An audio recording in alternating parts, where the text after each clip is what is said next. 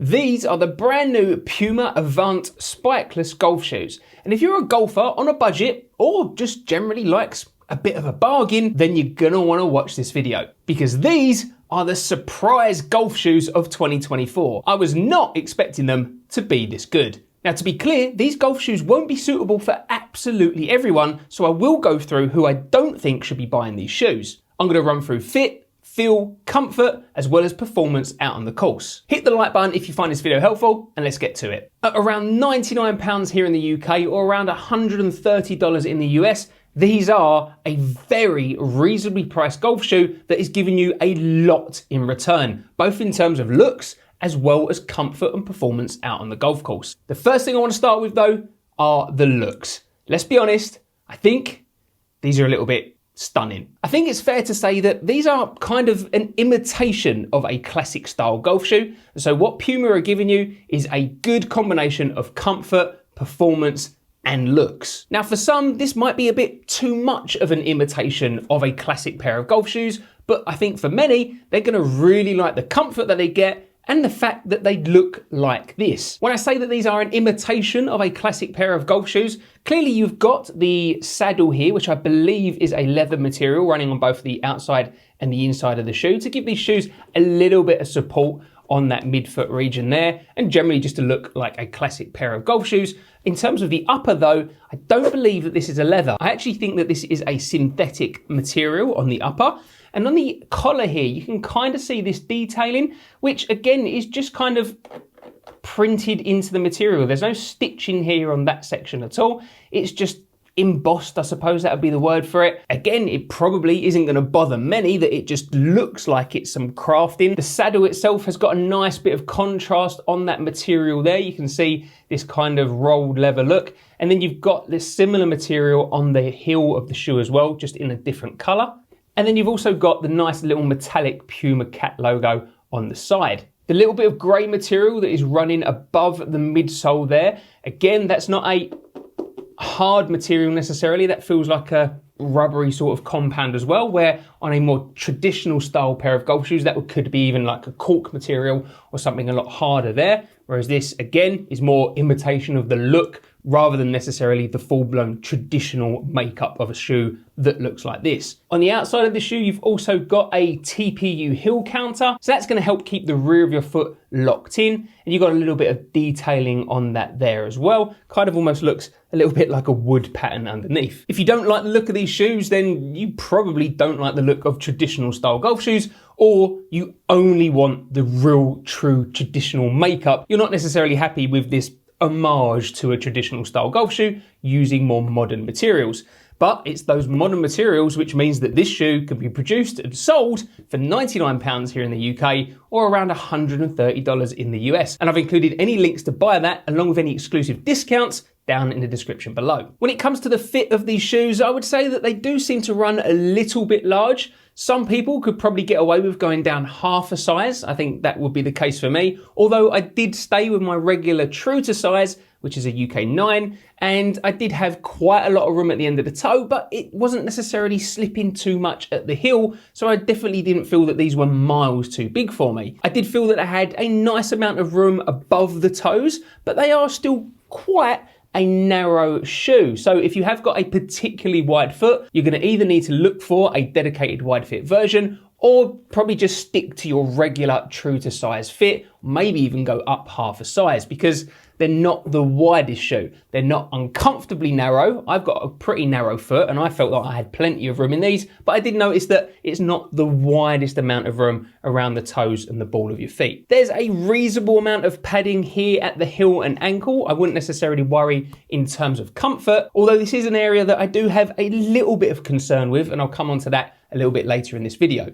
The tongue has got quite a nice amount of padding to it as well, so you're not necessarily feeling too much pressure from the laces on top. And then in terms of the comfort underfoot, it is surprisingly soft. I think you're getting quite a nice squishy midsole there. It's got a decent amount of thickness to it. And then you're also getting quite a nice, soft, comfortable midsole foam as well. I think what also helps with that comfort is the fact that this is a rubbery style outsole. There's no really hard elements for that midsole and the insole to really be working against. So it all works together as a package to give you a surprisingly soft, comfortable and springy feeling underfoot. Overall, these are a very comfortable pair of golf shoes. They also perform really well, especially for their cheaper price point. First of all, in terms of the waterproof test, you can see here that when I poured 300 milliliters of water over the upper as well as the bottom section of the laces, no water got through, which is actually getting rarer and rarer with modern golf shoes today. Now, the reason why no water got through on these shoes compared to the majority of other golf shoes around is that Puma have put a gusset at the bottom of the tongue. So it means that that water initially is caught there at the bottom of the tongue and doesn't seep straight through. Now what that means in the real world is that if you are going looking for your ball in early morning dewy rough, these are still going to keep your feet nice and dry, whereas other golf shoes actually might let a little bit of that water in that tongue area. Now these aren't necessarily the most breathable golf shoes, but doesn't particularly matter. My feet didn't get hugely hot out on the golf course. Perhaps on a really scorching day, they're going to get pretty hot, but then that's not really conditions that these golf shoes are specifically trying to cope with. A key thing you're probably wondering about is how much traction and grip this outsole provides. Now, as I mentioned before, it is quite unique in that this is a full rubber outsole. Not something you see too often these days with spikeless golf shoes. They're normally constructed of a rubber/TPU element to give it a little bit more rigidity. But with these Pumas, they are going full rubber. And you've got this pimpled design layout on the bottom, as you can see here. And overall, they gave me plenty of grip out on the golf course. I didn't slip in these once. Now, with this outsole design, I think it means that I wouldn't necessarily want to wear them if it was raining out or if the course was particularly wet. Personally, I'd like to get as much traction as possible, and I think I would rather go with a pair of spiked golf shoes in those conditions over these. However, for the majority of golfers in the majority of conditions, I think these are actually going to give you really good traction. The one thing I do wonder about with the traction of these shoes is because it is a rubber material all over, I'm not entirely convinced about how long this traction will actually last. If you're playing a lot of golf on a very firm golf course, and especially if you're wearing these golf shoes on concrete a lot as you walk to or from the golf course, I've got a feeling that this might wear down a little bit quicker compared to other golf shoes on the market. Perhaps this full rubber outsole is one of the ways that they've kept the cost down with this shoe, both in terms of materials as well as production, and that just might be the trade-off in terms of longevity. I didn't have any issues with the stability of this shoe. It's not the most stable shoe in the world. You can see I'm getting a little bit of twist there on that outsole, but again, for the majority of golfers, they are going to be absolutely fine. Unless you are looking for the most stable pair of golf shoes, then these aren't necessarily going to be it, but they are plenty stable enough for the vast majority. Now, I did mention at the beginning that these wouldn't necessarily be the right golf shoes for everyone, and I think the reason for that is because of some of the material choices used to make this shoe. I think means that, just like I hinted with the outsole earlier, these shoes probably aren't going to have the lifespan that perhaps some golfers come to expect from their golf shoes.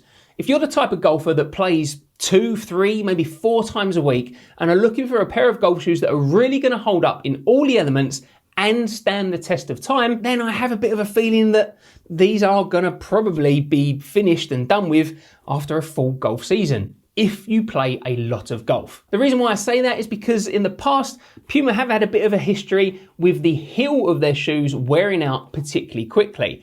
Now, I think some of that is because a lot of golfers perhaps get the wrong size of Puma shoes and they should really be sizing down, which means that there's quite a bit of slipping at the heel. But when you combine that slipping with the material that they're using on the inside, then I have seen quite a few golfers actually, including myself on a pair of golf shoes, wear through the material at the heel. Now, because this is a textile material going on there, it's not as reinforced as a leather. Again, I think that could happen for golfers using this really regularly, and especially if you don't really get them fitted to your size correctly. And the same goes for that outsole too. I've got a feeling because it's a full rubber outsole, these nubs are going to wear down eventually. And if you're playing a lot of golf, especially on a hard, dry course, then maybe these are going to wear down a little bit quicker than you like. In fact, if I show you my Air Jordan 1s right here, you can see that I've actually worn through that rubber outsole on the bottom, and now the heel, I'm down to the midsole there. Time to throw these away, I think. They're no longer waterproof at all. You can actually see probably from the outsole as well, I've worn that grip right down now. So to be honest, these are pretty much useless out on the golf course. And I have a feeling that's what you might get with these as well. Eventually. I think Puma have absolutely smashed it out with the park with these. I think these are a bit of a sleeper hit, and I definitely think you should check them out if you're a golfer on the budget looking for a comfortable, good looking, well performing pair of golf shoes. Well done, Puma. I absolutely love these. If you're the type of golfer that likes to get the best deals on their golf gear, then make sure you sign up to my free Golf Deals newsletter where I share the best golf deals that I find each month. It takes 30 seconds to sign up. Links are down in the description below. If you like the look of these, but you want to take a look at some of the other options, then I've included a link to this video right here where I run through some of the top classic style golf shoes of 2024. If you found this video helpful, smash the like button, make sure you subscribe to the channel, and I'll see you next time.